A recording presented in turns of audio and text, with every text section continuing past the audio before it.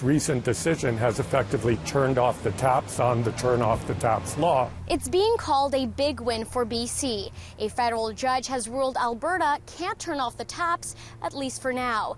In a decision released Tuesday, the judge granted BC's government a temporary injunction against Alberta's Bill 12, a law which would allow that province to limit oil shipments to the west coast. Having the injunction in place provides some relief to British Columbians who may have been concerned about an impact on fuel prices of the restriction from Alberta. In his ruling, Justice Sébastien Ramon said in part, BC demonstrated the bill raises a serious issue and that the act would cause irreparable harm to the residents of British Columbia. Alberta had argued that harm is speculative.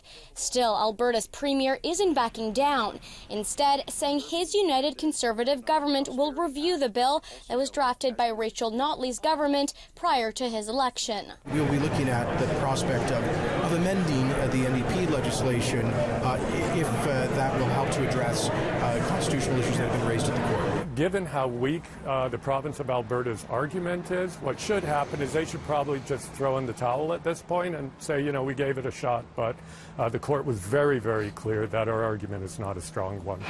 The legal battle is part of the fallout over the Trans Mountain Pipeline expansion.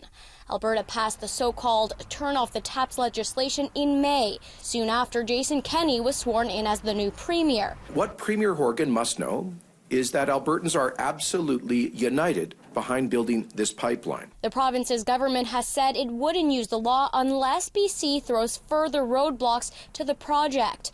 But BC has maintained the law is a loaded gun. On our reading of the Constitution, Alberta is not allowed to restrict the flow of refined product to other provinces in a way to punish them for political positions that are taken that they don't like.